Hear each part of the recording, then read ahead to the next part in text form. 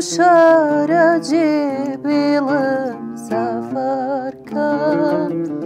بڕۆم و خۆم لە عالەم دەربەدەرکەم ئەڵێمەم شارە جێبێڵم سەفەرکەم بڕۆم و خۆم لە عالەم دەربەدەرکەم بە هاواری دڵ و بارانی دیدم لە دەردی خۆم هەموو عالەم خەبەرکەم بە هاواری دڵ و بارانی دیدم لە دەردی خۆم هەموو عالەم خەبەرکەم ئەڵێمەم شارە جێبێڵم سەفەرکەم بڕۆم و خۆم لە عالەم دەربەدەرکەم. دەم خۆش خەندەخان دەست خۆش کاکڕاستی. بینەرانی خۆشەویستی کەناڵی کوردستان 24 ئەم کاتەوە هەموو کاتێکتان شاد. فەرمونون لەگەڵ دیمانەیەکی نوێی بەرنامەی قەلەندەرخانە. بەرنامەی ئەم جارەمان لێدوانە لەسەر ژیان و شیعرەکانی یەکێک لە شاعرە هەرە دەوڵەمەندەکان لە بوارە ئەدەبی و کەلتوری و فەرهەنگەکانە کە ئەویش شاعری گەورە جەلالی مەلەکشایە. ئەم شاعرە بێگومان لای هەمومان ناسراوە و ناو و ناوبانگ و پێگەی خۆی هەیە لە ناو ئەدەبیاتی کوردیدا. بۆیە وامان بڕیاراوە کە بەرنامەی قەلەندەرخانە بکەین بە دوو بەشەوە، بەشیان باز لە ژیانی بکەین و باز لە خەباتی بکەین و باز لە پەیوەندیەکانی بکەین، بەشەکەی تری بۆ ئەوەی باز لە شێعر و ئەدەبیات و بابەتە فەرهەنگی و پێگەی ئەو بکەین لە ناو ئەدەبی کوردیە. بۆ لێدوان لەسەر ژیان و شیعرەکانی ئەم شاعرە گەورەیەمان برای بەڕێز دکتۆر عەبدولخالق یعقوبی ئامادەی بەرنامەکەمانە بەخێر هاتی دکتۆر. زۆر سپاس کاک حەمیدەت بژیت. زۆر سپاس. زۆر بەخێر بێ دکتۆر. سپاس خەندەخان. کاکە ڕاستی جەمالیش بە ئامێری عودەوە ئامادەیە لە بەرنامەکەمانە بەخێر هاتی کاکە ڕاستی. زۆر بەخێر بێ کاک ڕاستیکە. بۆ ئەوەی کە بینەرانی خۆشەویست شارەزاییەکیان هەبێت دەربارەی ژیانی بەرنامەکە و هەروەکو نەریتی بەرنامەکەمان وایە حەزەکەین سەرەتایەک لەبارەی ژیانی شاعری گەورە جەلالی مەلەکشاوە بزانین لەلایەن بەڕێستەوە. جەلالی مەلەکشا شاعری ناسرا و دیاری ڕۆژهەڵاتی کوردستان ساڵی 1952 لە یەکێک لە گوندەکانی دەوروبەری شاری سنا لەدایک بوو و هەر لە سەرەتاوە لە ڕاستیدا لە پەروەردەیەکی زۆر کوردانەدا با بڵێین گەورە بوو و دوای ئەوەی کە دەچێتە شاری سنە و قۆناغەکانی خوێندن دەبڕێت زۆر زوو تێکەڵ بە چالاکی هاوکات کولتوری و سیاسی دەبێت و چاوی دەکرێتەوە هەرچەند ئەو بە شێوەیەکی ئەکادمی لە خوێندن بەردەوام نەبوو، بەڵام چونکە کەسایەتیەک بوو کە لە بواری خوێندنەوە و تێکەڵبوون لەگەڵ نووسەران و ئەدیبانی ئەو سەردەم بەتایبەت نووسەرانی فارسی زمان زۆر بەگڕوتین بوو، لە ماوەیەکی زۆر کەم داتوانی جێگە و پێگەیەکی دیار بۆ خۆی وەکو شاعر و نووسەر پەیدا بکات. هەرچەند ئەوەی ڕاستی بێت کاک جەلال لە سەرەتاوە بە شعری فارسی و بە نووسینی فارسی دەستی پێکرد و تەنانەت تێکەڵاویەکی باشی لەگەڵ نووسەرانی فارس لە شاری تاران دروست کرد و لەو ڕێگایەشەوە ناوبانگێکی باشی پەیدا کرد و تەنانەت بوو بە یەکێک لە ئەندامانی دیاری کانونی نووسەرانی ئێران کە کەڵە نووسەری وەکو بۆ نمونە ئەحمەدی شاملوو یەکێک لە کەسە دیارەکان بوو یا مهدی ئەخەوان سالس.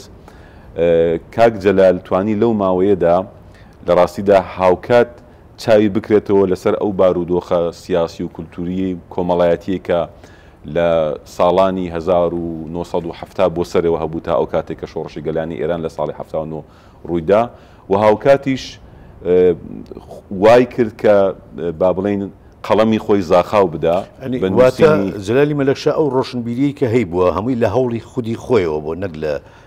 ڕێگەی بڕوانامە و بێگومان ئێمە دەزانین کە یەکەم ئەو بارودۆخەی کە جەلالی مەلەکشا تێیدا گەورە بوو هی ئەوە نەبوو کە بۆ نمونە بە زمانی کوردی بخوێنێ، چونکە زمانی کوردی خوێندنەکەی ئەو کاتە و تا ئێستاشی لەگەڵدا بێ مەجای نەبووە لە کوردستانی ڕۆژهەڵات. بەڵام ئەوەی ڕاستی بێت ئەو شتێک کە جەلالی مەلەکشای هاندا بوو ئەوەی کە بتوانێ وەکو کەسایەتیەکی کولتوری دەربکەوێت سەرەتا ئەو تێکەڵاوی و با بڵێن ئاوێتە بوونە بووە کە لەگەڵ نووسەرانی دیاری فارسی بووە. بەڵام دوجار وا دیارە وردە کە زیاتر هەستی بە و ستەمە نەتەوایەتیە کردووە لە کوردستانی خۆی و ئەوە هانی داوە کە لایەنی ئەدەبیەکەی هەر بەهێز ڕابگرێ بەڵام لایەنە زمانەکەی ڕووبێنێتە زمانی کوردی. هەر ئەوە وای لێکرد کە لە دوای شۆڕشی گەلانی ئێرانەوە ساڵی 79 و بەتایبەتی دوای چەندین ساڵ لە شۆڕشی گەلان کە گۆڤاری سروە دامەزرا ئیتر کاک جەلال بە یەکجاری خۆی بۆ ئەدەبی کوردی و بۆ شعری کوردی و بۆ چیرۆکی کوردی تەرخان کرد و وای کرد کە لە گۆڤاری سروە کەسایەتیەکی دیار بێت و بەرهەمەکانی دەنگ بداتەوە و بەتایبەت ئەو بەرهەمانی کە لە گۆڤاری سروە سەرەتا بڵاوی دەکردەوە چونکە ئەوەی ڕاستی بێ لە سەرەتاوە بە تاک بەرهەمەکانی لە گۆڤاری سروە بڵاو دەکردەوە و دواتریش کە یەک دوو کتێبیشی بڵاو کردەوە و بوو بە کەسایەتیەکی دیار لە ڕۆژهەڵاتی کوردستان و چونکە ژیانی ئەو لە ڕاستیدا ژیانێکی پڕ لە نەهامەتی بوو دەیان ئەگەر نەڵێن بە دەیان ساڵ بەڵام بە چەندان ساڵ کە پێم وایە گەیشتە 11 ساڵ لە زیندانەکاندا بەسەری برد وەها پوختە بوو وەها خاراو بوو کە هەم لە جیهانە ئەدەبیەکە بوو بە کەسێکی کاریگەر هەم لە ژیانی کەسە شخصی خۆی. بەڵێ مامۆستاگیان وەک دەزانین جەلالی مەلەکشا ئینتیمایی نەتەوەی زۆر بەهێز بووە لە هەمان کاتا ئینتیمای سیاسیشی بەهێز بووە. جارە ئەو لە دیمانەیەکە هەر خۆی لە زاری خۆی ئەڵێ مرۆڤ ناتوانێت خۆی لە سیاست بدرێتەوە بە تایبەت کە خاوەن قەڵەم بێ. ئەمانەی بزانین پەیوەندی جەلالی مەلەکشا لەگەڵ سیاستدا چۆن بووە. ئەوەی ڕاستی بە جەلالی مەلەکشا هەر خۆی لە دنیای سیاستەوە هاتە نێو دنیای ئەدەب. یعنی کاک جەلال ئەو سەردەمەی کە گەنج بوو چالاکی سیاسی بوو و لەسەر چالاکە سیاسیەکانی باسم کرد چەندان ساڵ گیرا بەڵام دواتر پێی وابووە کە چالاکی سیاسی ناتوانێت ئەو کاریگەریە دیارەی هەبێت لە سەر کولتور و ئەدەب و فەرهەنگی کۆمەڵگەی کوردی بۆیە زیاتر هەوڵیدا کە لە ڕێگای قەڵەمەوە لە ڕێگای نووسینەوە ئەو کاریگەری هەبێ. کاک جەلال ئەوەی ڕاستی بێ خۆی هەر لە سەرەتاوە تێهزرینی سیاسی یا تێفکرینی سیاسیەکەی زیاتر بەرەو چەپ بوو بەرەو ئەوە بوو کە دەبێت ستەمی چینایەتی نەمێنێ بەرەو ئەوە بوو کە دەبێت با بڵێن گەلان بتوانن بڕیاری چارەنووسی خۆیان بدەن و هەموو ئەوانە لە چالاکە سیاسەکان و لە کارە ئەدەبەکانی ڕەنگی داوەتەوە بۆیە هاوکات کە چالاکی سیاسی دەگرت و لەسەر ئەوەش بەداخەوە ژیانێکی پڕ لە نەهامەتی ژیا بوارە ئەدەبێکەشی هەمیسان بە جۆرێک لە جۆرەکان بەڕاستی تەرخان کرد بۆ دنیای سیاست بۆیە دەبینی لە ئەدەبی جەلالی مەلەکشادا سیاست لایەنێکی زۆر زاڵە و ئەوەش وای کردووە کە ئێمە شاعرێک لە ڕۆژهەڵات ببینین بە ناوی جەلالی مەلەکشا کە شعرەکانی و ئەدەبەکەی ڕنگدانەوەی ڕاستەوخۆی ئەو ژیانەیە کە تێیدا ژیا و ئەو با بڵێن ستەمە بووە کە لی کراوە لە باری سیاسی و ئەو ویستوەتی لە ڕێگای شعرەوە پەرچەکردارێک بنوێنێ بۆ نیسبەت. بەڵێ مامۆستا ئێمە بێگومان ئێمە ئەبینین زۆر لە شاعران و نووسەرانمان گەلێکیان لە سیاستەوە دەستی پێکردو دوای چۆتە ناو بواری ئەدەبیاتەوە هەندێکیان بە پێچەوانەوە چۆتە ناو بواری ئەدەبیاتەوە دوای چۆتە ناو بوارە سیاسیەکانەوە لەبەر ئەوەی کوردستان هەمیشە شوێنی ئەوە بووە کە شۆڕشی تیا بووە کێشەی تیا بووە گرفتی تیا هەبووە چ گرفتە کۆمەڵایەتیەکانە گرفتە نەتەوەیەکانە چ گرفتە سیاسیەکانە لەبەرەوە ئەدیب و ڕۆشنبیری کورد نەیتوانێت دابڕێت لە سیاست دیارە جەلالی مەلەکشاش بێگومان هەر لەو شێوە شاعرە و ڕۆشنبیرانەیە کە سیاست کاریگەری خۆی هەبووە لەسەری زۆر ڕاستەوەی ڕاستی بێ جەلالی مەلەکشا ئەگەر سەرنج بدەین لەو قۆناغی کە تێیدا ژیە بۆ نمونە ئەو ساڵانی کە ئەو گەنج بووە ساڵانی هەفتاکان لە ڕۆژهەڵاتی کوردستان ستەمی با بڵێن دەسەڵاتی شاهنشایی گەیشت بووە لووتکەی خۆی و ئەو ستەمە نەکرد بۆ سەرتاسەری ئێران بوو بەڵکو بە تایبەتی و بە شێوەیەکی زۆر چڕتر لە ڕۆژهەڵاتی کوردستان بوو هەرەوەی کە گەلێک نەتوانێت بڕیار لە چارەنووسی سیاسی و نەتەوەی خۆی بدا ئەوە گەورەترین دیارە ستەمە. جەلالی مەلەکشاش بە حکومەیەکە ڕۆشنبیر بوو بە حکومەیەکە کەسێکی چاوکراوە بوو و بە تایبەتی لەگەڵ ئەو ڕەوتە ئازادی خوازەی نووسەرانی فارسیش تێکەڵ بوو لە ڕاستیدا نەیتوانیەوە کەم تەرخەم بێ لەو بوارەدا و وەک باسم کرد ئەو چالاکە سیاسیانەی کە کردوویەتی ڕاستە و خۆ بەستوێتەوە بە مەسەلەی نەتەوەیی و نیشتمانی کوردستان لە ڕۆژهەڵاتی کوردستان و هاوکاتیش کە چالاکی ئەدەبی کردووە چالاکە ئەدەبەکانیشی هەمووی لە پێناوی مەسەلەی ڕزگاری نیشتمانی و ئازادی بۆ گەلی کورد بووە و ئەوە وای کردووە کە ئێمە لەگەڵ شاعرێکی زۆر ڕاستۆک شاعرێکی سادق ڕوبەڕووبینەوە شاعرێک کە شعر تەنها بۆ ئەو بەلاغە و فەساحە و وشە نییە بەڵکو شعر هەڵوێستەکە بۆ ئەو ژیانەی کە تێدا ژیاوە پەیامێکە کە بیدا بە میلەتەکەی خۆی. مامۆستاگیان کاتیەوە هاتووە شعرێک بکەین بە میوان کاک حەمید و کاک ڕاستی.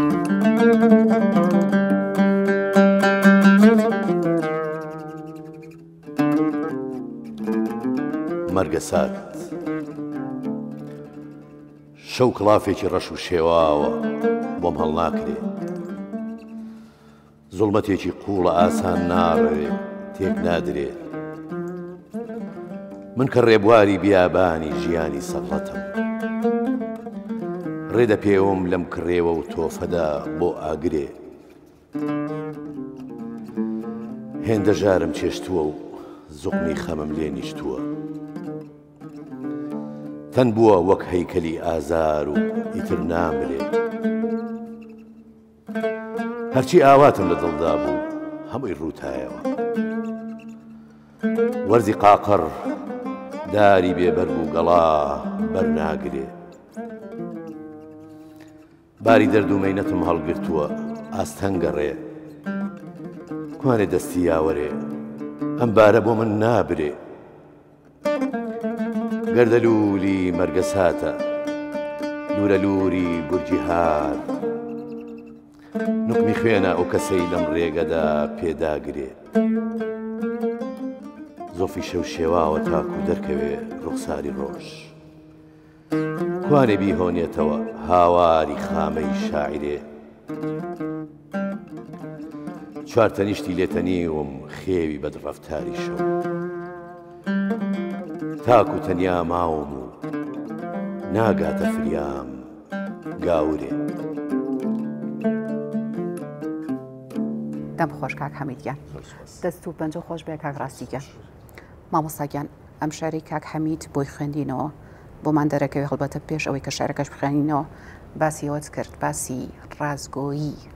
لە دەربڕین و لە شعرەکانی جەلالی مەلەک شامان کرد. ئەمە وای کردووە کە زۆر کات کارەکانی بەرهەمەکانی سانسۆر بکرێ ڕێگە لە چالاکیەکانی بگیرێ هۆکاری ئەمە چی بووە و چۆن بەرهەڵستی چی بووە جەلالی مەلەکشا چۆن بەرهەڵستی هەبووە بۆ ئەم سانسۆرکردنە. زۆر ڕاستە و نمونەی کە کاک حەمید خوێندیەوە با بڵین بە جۆرێک ئاوێنەیەکی باڵانمای هزری ڕاستەقینەی جەلالی مەلەکشا ئەگەر سەرنجی شعرەکەتان دابێت و بینەرانیش لێ ورد بنەوە بۆ نمونە شەو بنواتا و هێمایەکە کە لەم شعرەدا زۆر دووبارە دەبێتەوە کە دیارە ئاماژەیە بە جۆرێک لە شەوە زەنگی سیاسی لە ئەو وڵاتی کە کاک جەلال تێیدا ژیاوە. ئەمن ئێستا حالیان هەر بۆ ئاگاداری جەنابەت و بینەرانی بەڕێز کتێبێکم لە ژێر چاپدایە بە ناوی جەلالی مەلەکشا شاعری شەو و تفەنگ و نیشتمان کە ڕێکخراوی کوردستان دیالۆگ بە نیازە چاپی بکە کە لەو کتێبەدا ئاماژە بەوە دەکەم کە جەلالی مەلەکشا لە ژیانی پڕ لە چەرمەسەری خۆی بۆ ئەنجامە گەیشتووە کە وڵاتانی با بڵێن ژێرە دەستەی لە چەشنی میلەتی کورد لە ڕاستیدا لە شەوە زەنگێکدا بەسەر دەبن کە ئەو شەوە زەنگە پێویستی بە جۆرێک لە یاغیگەریەوە هەیە لە ڕێگای تفەنگەوە کە ئەو تفەنگە تفەنگێکی ئاسایی بێت تفەنگێک بێ بۆ هێمای جۆرێک لە شۆڕشی هزری و کولتوری بۆی کە نیشتمانەکەی دوجار ببێ بە نیشتمانێکی ڕزگارکراو و هەموو هەوڵ و دەوڵی بابڕین جەلالی مەلەکشاش لە ژیانی خۆیدا بەڕاستی ئەوە بووە. ئەو لە توێژەکانیدا زۆر جار باسی ئەوە دەکا کە شاعر ناتوانێت لە ژیانی کۆمەڵی خۆی بشارێتەوە. ئەوە ڕاستەقینەی ژیانی کۆمەڵی ئەو بووە وەختەیە کە دەبینێ میلەتەکەی میلەتێکی ژێرە دەستەیە و هەر ئەو ژێرە دەستێ وای کردووە کە نەتوانێت ژیانێکی بەختەوەرانە بۆ تاکەکانی کۆمەڵدابین بکرێ ئەو هاتووە هاواری خۆی لە گەروی شعرەکانیەوە دەربڕیوە و لە ڕاستیدا جەلالی مەلەکشا ئەگەر چی بەواتای وشە شاعرێک نییە کە با بڵێن زۆر سیاسیەکی چڕوپڕ بێت چونکە ئەو لە گوتارێکی شاعرانەوە قسەی کردووە بەڵام هەر لەو گوتارە شاعرانەشدا جیهانی سیاست ئامادەیە و پەیامی با بڵێن ڕزگاری خوازانی خۆی بە جۆی ئێمە گەیاندووە و هەر ئەوە وا دەکات کە زۆر جار جیاوازی هەبێت لە نێوان جەلالی مەلەکشا لەگەڵی زۆرێک لەو شاعرانەی کە وشەکانیان لەوانەیە جۆرێک لە پەیامی سیاسی تێدا بێ بەڵام هەست دەکەی ڕۆحی تێدانە گیانی لە بەردانە بەڵام شعرەکانی جەلالی مەلەکشا چونکە من بۆ خۆم بەڕاستی چەند جارێکە بە خزمەتیشی گەیشتم هەستم دەکرد کە لەگەڵیان دەژی و بۆ شعرەکانی دەژی و ئەو پەیامێکە پێیەتی پەیامێکی مرۆڤایەتی پەیامێکی کوردانەی زۆر ڕاستگۆیانەیە. بێگومان مامۆستا تۆ باسی کاریگەری شاعرانی فارسی کردووە شاعرانی وەک ئەحمەدی شاملو وەک نیمای یوشیج وەک مەهدیە خەوان سالز وەکو ئەو شاعرانی کە لەو سەردەما هەبوون ئەم شاعرە فارسانەش بێگومان هەستەکەی ڕۆحی شۆڕژگێڕێتی مەسەن خسروی گوڵسرخی ئەم شاعرانەکە هەبوون ڕۆحی شۆڕژگێڕی لە ناو شعرەکانیانە هەبووە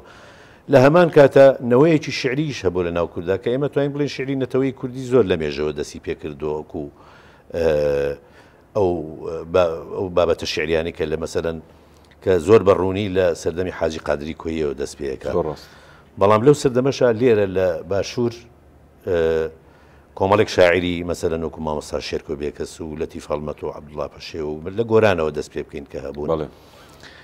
ئەمانە کاریگەریان چەند بووە ئەم شاعرانە لەسەر جەلالی مەلەکشا وەکو کاریگەری وەک باسم کرد جەلالی مەلەکشا بەڕاستی لە نێو ئەدەبی فارسیدا چاوی کرایەوە تەنانەت ئەوەندە لە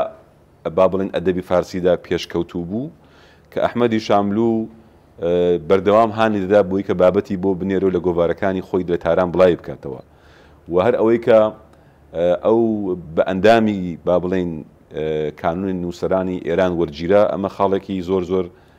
دیار بوو لە ژیانی جەلالی مەلەکشا چونکە هەموو نووسەرێک زۆر بە ئاسانی وەرنەدەگیرا لەو کانونەدا بۆیە جەلالی مەلەکشا وەکو هزری گشتی شعر و بە تایبەتی ئەو ڕەوتە چەپەی کە بۆم باس کردی لە شاعران و نووسەرانی فارسی وەرگرت بەڵام قۆناغێک کە قۆناغی چارەنووسسازی ژیانی ئەدەبی جەلالی مەلەکشا بوو و لەوێەوە هەست دەکەی کە ڕەوتی و ڕوانینی بۆ ئەدەبیات و بۆ تەنانەت ڕنگدانەوەی ستەمە سیاسەکە گۆڕانی بەسەرداهات ئەو کاتە بوو کە دوای شۆڕشی گەلانی ئێران و ئەو فەزا تەقریبەن کەم و لە ئازادیەی کە دروست بوو وای کرد کە جەلالی مەلەکشا بەرەو ئەدەبی کوردی بڕوا و بەرەو نووسین بە زمانی کوردی بڕوات و بەتایبەت ئەو کاتێکە لە گۆڤاری سروە دامەزرا و وەکو یەکێک لە کارمەندانی ئەو با بڵێن گۆڤارە لە ژێر دەستی مامۆستا هێمنی ڕەحمەتی ئیتر بە یەکجاری ئاراستە شعریەکەی و جیهانە شعرەکەی بوو بە کوردی و ئەوە زۆر گرنگ بوو کە شاعرێک لە ناوچەی ئەردەڵان لە شاری سنا بەو کوردیە پەتیە بەو کوردیە پاراوە بەو هەڵوێستە پڕ لە با بڵێن هەستی نیشتمان دۆستیە سەر هەڵبدات و ببێ بە با بڵێن ئۆلگویەک مۆدێلێک نمونەیەک بۆ گەنجانی ئەو سەردەم جەلالی مەلەکشا لە دوای دەستپێکردنی کاری خۆی لە گۆڤاری سروە ئیتر جەلالی مەلەکشای پێشتر نەبوو کە گرنگی بە زمانی فارسی بدایە بابەتەکانی زۆربیان بە فارسی بێ ئەو گۆڕانە وای کرد کە ڕوانینی بۆ مەسەلەی نەتەوەیش بێتە ئاراوە ئیتر ئەو فکرە شمولەی نەبوو کە دەبێ هەموو نەتەوەکان ئازاد بوو ئەو دەیزانی کە نەتەوەی خۆی نەتەوەیەکی ژێرە دەستا و ئەو ململانێت چینایەتیە یا ئەو زوڵمە چینایەتی کە ئەو پێشتر باوەڕی پێبوو ئەو جار بوو بە زۆرێک لە ڕزگاری نیشتمانی و ڕزگاری نەتەوەیی بۆیە دەبینین جەلالی مەلەکشا لەو ڕەوتەی کە لە ژیانی خۆی تێی کرد لە شاعرێکی زۆر تۆخی چەپەوە وردە وردە بەرەو شاعرێکی ناسیۆنالیستی ڕۆی بەرەو هزری نەتەوەگەرایی و ڕزگاری نیشتمانی ڕۆی و ئەوە لە زۆربەی شعرەکانیدا ڕەنگ دەداتەوە وەک بەو باسکردی بۆ نمونە لە هێمای شەوەزەنگدا لە هێمای تفەنگدا و لەو شعرانەی کە با بڵێن باسی دەکات بۆ نمونە من شعرێکیم هەڵبژاردووە زۆر کورتە ئەگەر دەیخێنمەوە بەس بۆی کە ئاماژە بکرێت کە چەندە هەستی ناسیۆنالیستی جەنابی کاک جەلالی ڕەحمەتی تۆخ بووە لە شعرێکدا بنەی بێوڵات بەم شێوەیە پێمان دەڵێت چل ساڵە من تەرمی خۆمم لە کۆڵ ناوە دەیگێڕم و ئەشک ئەڕێژم ڕێگەی دووری تەمەن ئەبڕم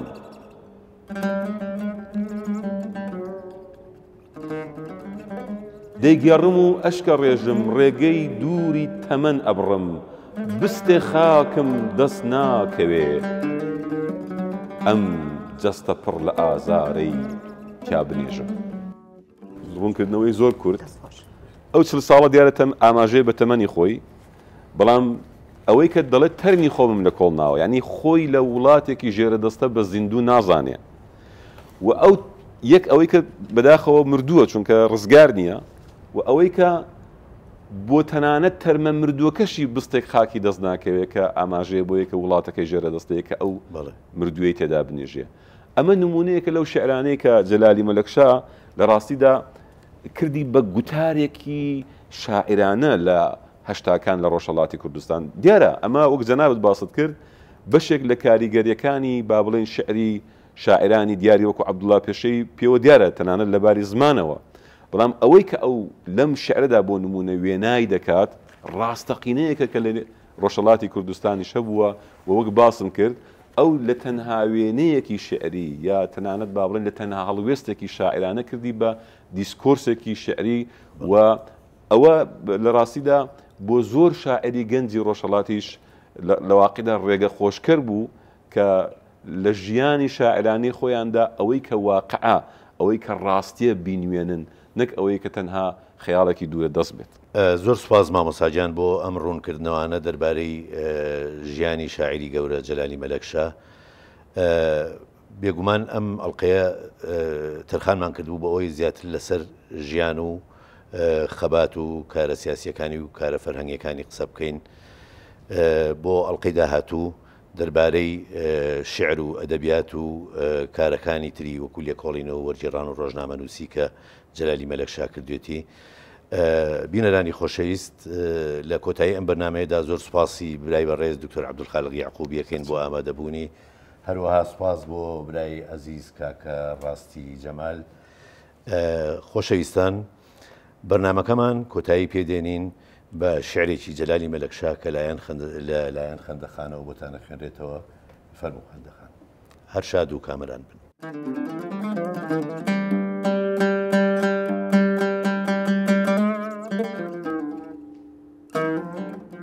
تفەنگ و خوێن و چیا وتیان کاکە وشەی تفەنگ ڕەقە زەقە ناهەموارە بەرهەڵستی گەشە و نەشەی شێعرەکانتە شانی شعرت بەو بۆنەوە بریندارە ئەی من چی بکەم نەخشەی گەورەی وڵاتەکەم تفەنگێکە و بتانەوێ و نەتانەوێ لە ناو هەموو نووسراوەکانمدا دیارە وتیان چیا زۆر سەرکەشە لە ناو شارێکی پەسەند و ڕێک و پێکدا ناشرینە قوت بێتەوە ئەی من چی بکەم نیشتیمانم کوێستانێکە و هەرچەنەکەم وشەی چیا لە ناو دێڕ و کرد و ڕستی شێعرەکانمە ناچێتەوە وتیانەی خوێن خۆی تر خوێن پێویست ناکە لە ناو شێعرە خۆی بنوێنێ ئەی من چی بکەم نیشتیمانم دەریای خوێنە ڕەنگی خوێن لە دڵ و پی خوێن بسڕمەوە چی دەمێنێ بتانەوێ و نەتانەوێ وشەی شێعری من هەر خوێنە پێتان دەڵێم شاعیرانی وڵاتەکەم پێتان دەڵێم سەری شێعری بێ چەک دەبڕن شێعری بێ خوێن زەرد و بێهێز و لاوازە شێعرێ چیای تێدا نەبێ زگی دەدڕن پێتان دەڵێم بۆیە شاعرم خوێناویە و سوورە ڕەنگم